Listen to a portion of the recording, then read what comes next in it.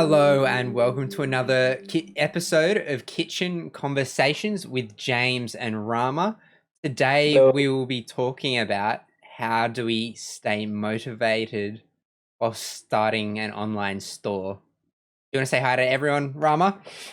Hello, everyone. There's many of you out there. I'm pretty sure thousands and thousands of you around the world. Hello. Hi everyone. So Rama, on our topic today of how we stay motivated on our journey to starting an online store, what are your initial thoughts on that today? Initial thoughts. It isn't easy. It's a long process. I think you mentioned it multiple times. It's a marathon, not a race. But I think the pleasure does come from the journey, right? Mm. And I think that's what helps me stay motivated is that ever elusive end goal that you think you're going to achieve, whatever that is. Everyone has a different goal, what they think they're going to achieve. Sometimes for me, it's like, the thought of making that first sale, um, the, the, what do you call it? Just the excitement of seeing your product, being available to anybody in the world, as potentially. And yeah, just the excitement of learning what Mm. to do and what not to do. And I'm pretty sure you've got some cool things that happened with your shop that you shared with me last throughout the week. Yeah, Some nice yeah, feedback definitely. from Yeah, so some the fans. trying out running an ad for the first time on Facebook to see how that went, but leading up to it, what motivated me to do that was enjoying the process of creating the photos of the product, getting creative about how to add depth and texture, showcase it. Had a champagne bottle in the fridge that I added to the photo to help enhance the look of the candles. One of them was scented as pear and prosecco, so I thought that would be an appropriate way to place that in there to add some depth to the shot, and then added a Facebook ad with some copy, writing that for the first time of what do you think of, or do you recognize, have you ever seen a candle like this before? Where it was the overview, and some of them were able to pick up where I was purchasing them from and adding the wax seal from. So some good feedback that when I targeted a particular market, they had the brand recognition. They, oh, that's Kmart, and make sure they commented on the post to let that be known. But part of that interesting process was I ran a Facebook ad that ended up showing up on Instagram. So that was something cool that I learned as part of the Yep. journey. So that'll motivate me to be more careful in considering the next ad that I run. And I mean, out of curiosity, I know that we're talking about sort of motivation at the moment, but I guess learning to even just use paid ads is Mm, probably a nice motivating factor. And the fact that you got it mm, done, it's out there, you saw the ad in public, other people see it. It's a bit of an excitement, isn't it? mm. But I'm assuming you don't really have to start with a large budget. You probably can start with a very modest, small budget. Yes, you might not have the reach, Mm. but you will at least learn the process of doing it. Yeah, I was planning on spending $30 at the start, so that was $5 a day over 6 days, and I ended up cutting it short after 2 days of getting the feedback, and it's like I should reconsider this. And the other honest thing was that Facebook were running this deal of if I spent $10 before a certain date on ads, I'd get $20 in ad credit. So why not have a go and see how it worked? So it's got $20 in ad credit to learn for next time. To be exciting. So yeah, understanding what people like, what people recognize. So I'd love comments and feedback about scents people are interested in to understand what's appealing. I was thinking about and working towards the end goal of having hand poured candles from renewed wine bottles. So I started, yeah, chatting with people in my community, collecting empty wine bottles from friends to help upcycle them and renew them. I've been in that process, which has also been part of the journey. And then it's a really good reason to visit friends and family along the That's way. cool. I mean, yeah, now that we're allowed to visit people again, it is definitely an upside. Mm. Yeah, I've been going through the same process in terms of just product research. So we've been doing a few fun works on the sewing machine, just to try a few things. Some worked, some didn't. Yeah. Obviously, it's a trial and error. Although, yeah, we don't really have samples of the product yet. We're just sort of using what we currently have here. Sort of our own clothing, and just try to play around with it, Yeah.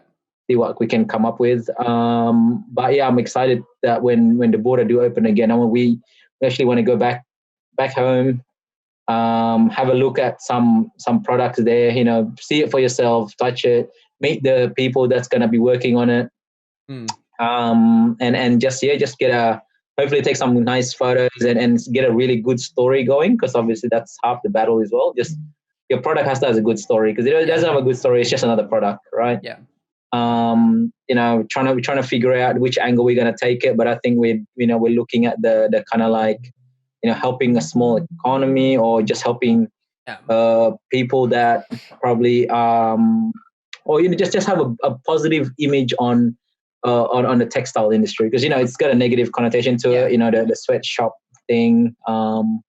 We're trying to see whether we could put a positive spin on it, in terms of, yeah, we're working with entrepreneurs. We're not using big factories to create these things. We're working with small boutique houses to do our work for us, and put really lots of care and personality into it. Mm. Put some personal touches into it, so that it's not just a mass produced product, because that's the last thing we want. Yeah. Is to just get a mass produced product and then on sell it, right? That's not the point. Like I said, we're trying to create a brand identity. I think that's just an interesting exercise and learning on its own. I got the idea from you, because you told me you were going to do that with coffee at one point, and I thought that's a really interesting idea, because yeah, you're right. Half the time you buy it because of the story. You don't really buy it because of just because of the product as is. Because yeah, there's plenty of people that can make the same thing. Mm. But if what you make has a good impact on on society, or on the community, Mm. or just reduce the impact on the environment, for example, it just makes your product that much more what do you call it, like Sustainable, appealing. desirable. I don't know, is that the right word? Yeah. Desirable, I suppose. I hope so. Yeah. But yeah, so that kind of the thought of doing all that is keeping my motivation up. But unfortunately, like I said, I've got a bit of a wait, because we can't do any of that at the moment.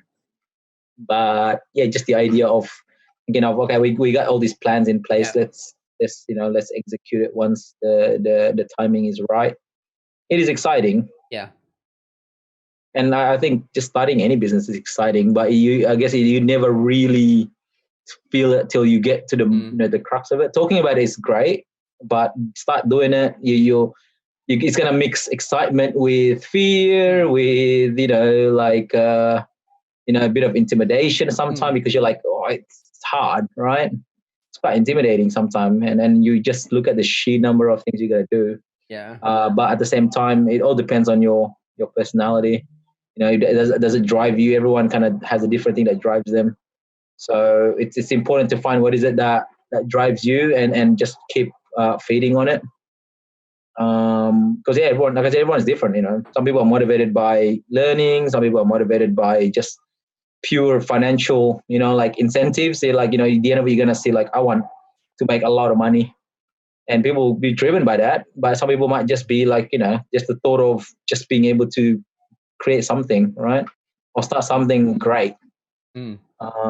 Yeah, So, and I love that idea of creating something and building something online as a store with the technology and unique. My fiance will have greater strength in areas of product and crafting it and designing things, but I love the process of figuring out the logistics of how do you sell something online.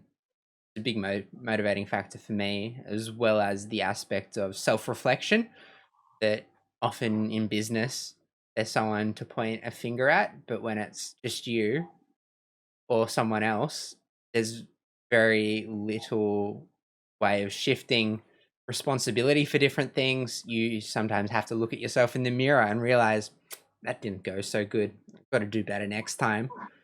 You don't have to beat yourself up about it, but being able to have the self-awareness to recognize I can do better next time. Let's do better next time. Have a positive trajectory of making steps forward. I like the idea of getting 1% better each time with each photo. And if you do 100 of those, you would have got 100% better when you add them. But if someone was smart enough to multiply, it'd compound when you get 1% better each time. Yeah, no, I agree. So yeah, you're right. It's like I said, I think the journey, just the process of learning all these things and doing it, sometimes that's enough as a motivating factor. Like I said, for me, sometimes you're right. I try to mix it with just not just purely, okay, we want to do this just, for business sake, but it's just more like just the idea of being able to have something to do on your downtime, on the side, those kind of things. I think it does help me sort of add a bit of variety to the kind of the currently we're living in a 9 to 5 world. Me and you, we both work in that environment. So being able to just go, right, once you finish your 5 p.m., being able to shut that off and then be excited about something else and then get cracking into that. Just adds a bit of variety, I guess, to your week, because at the moment, especially because we're working from home, that 5 p.m. then you travel in between, then you got a lot of downtime, and sometimes, and you're like, well, what can I do that's more productive rather than just watching Netflix or chilling in front of the TV. You could just let's do something productive. And I think being able to do this, like I say, it might not, it might not make you any money for the next 3 months, 6 months, a year, right? But at least you're doing something that will help build your experience, give you a bit of exposure on a different business model, just give you a bit of learning as well. Yeah, and I said, I think that the learning is important, because you could be learning a lot. You know what I mean? You could be learning a lot. Yeah, in that 1 year, that is probably worth more than any class you can pay for, right? Because you'll be learning the ups and downs. You may lose a bit of money, but hoping not a lot, because unless you're being not sensible, you shouldn't lose too much money. And like I said, unless you go all in and all big and you did all the wrong things, I suppose. But what we were taking quite a steady, very sensible approach. Me and you, we're not doing, we're not buying giant inventories. We're not spending thousands of dollars on ads and all that kind of stuff. Because one, probably we don't have the capital to do that. Two is probably we just enjoying the learning side of it at the moment. Starting small, learning bit by bit, failing fast, and getting better each time. Yeah, just learning what not to do next time, right? That's all it is. So we'll see what happens. But yeah, that is it's definitely a good discussion on just motivation, and I think I urge anyone who's listening to this to just think about what motivates you and try to feed on it, and then just continue to remember that, use that as your main focus, and go, that's the reason why I'm doing it. Because there's some days when you just don't want to even think about it. You're like, nah, it's just easier to just do something fun. Yeah. And on Netflix instead of putting in 2 or 3 hours work, and then all of a sudden 3 episodes later. Exactly. I mean, look, there's nothing wrong with a bit of downtime and a bit of leisure, because you need it as well. But at the same time, try to be disciplined about it. Maybe if you commit yourself, all right, you're going to spend 2 hours on your side business a day, then put a time in, put a schedule in place and go, all right, this is the 2 hours. You definitely need to do that for 2 hours and don't do anything else.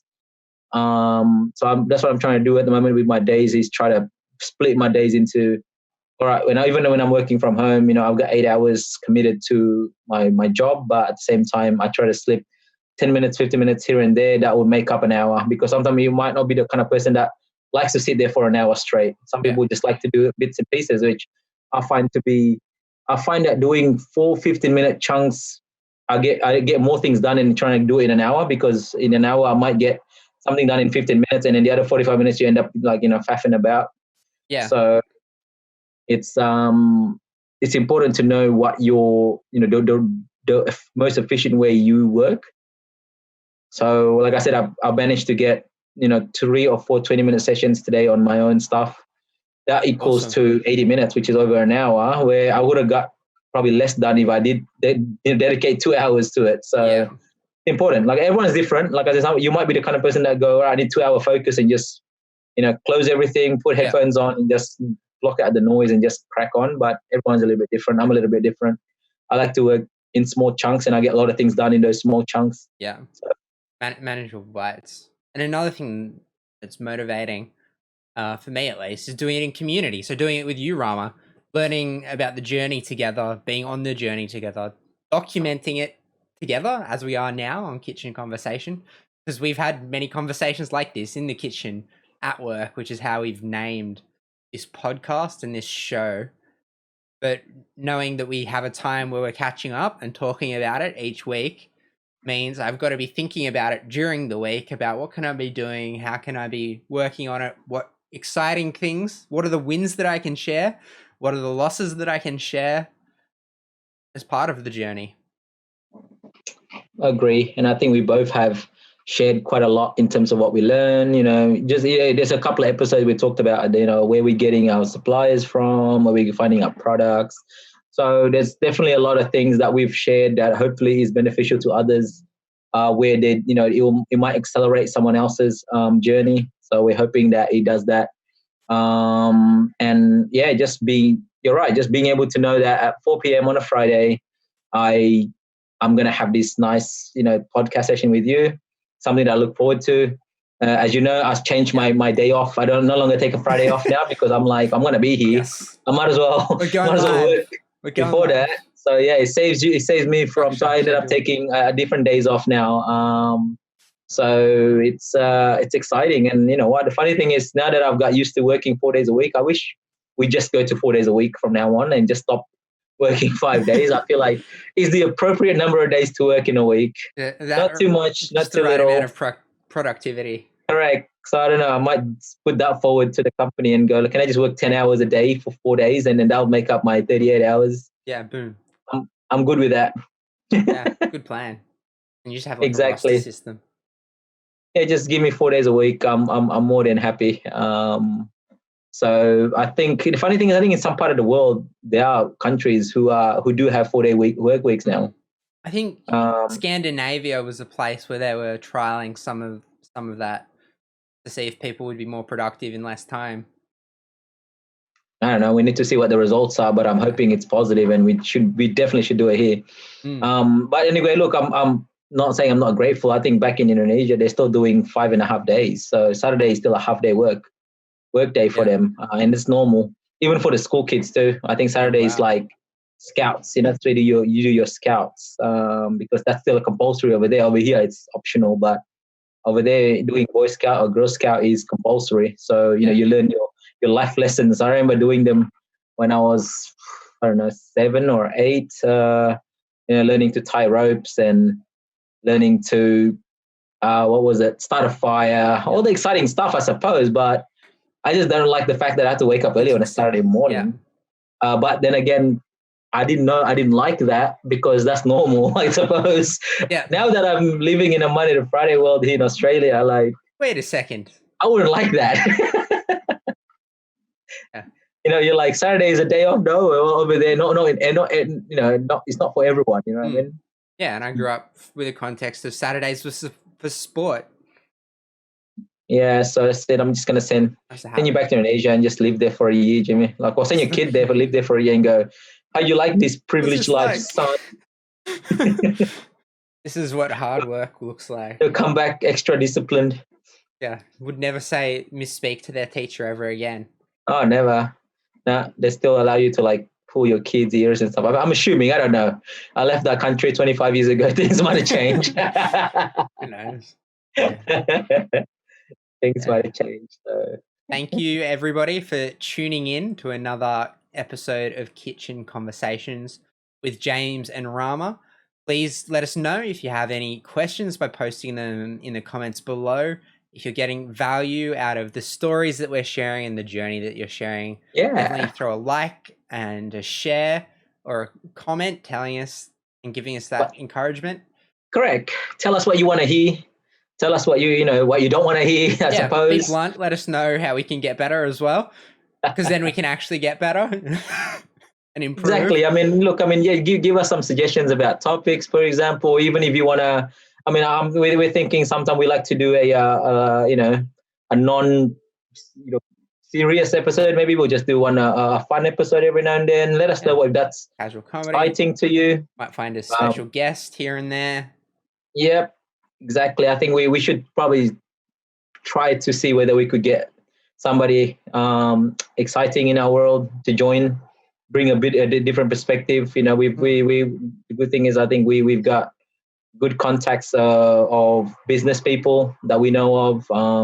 I know you've known some legal people potentially that might be able to give us a bit of a yes and no's, or do's and don'ts, or what we're doing, and go, well, that's just illegal. We're like, oh crap, we started something illegal. So I don't know. I said let's have a think about it. Let us know what you think, and yeah, we'll definitely take every comment and every feedback under advice, and hopefully give you a nice experience, I suppose. And it will help us bring you more value when you listen to what we say and what we have to share. Thank you all for tuning into Kitchen Conversations. Stay safe, stay healthy, and respect government guidelines. Bye, guys. Bye.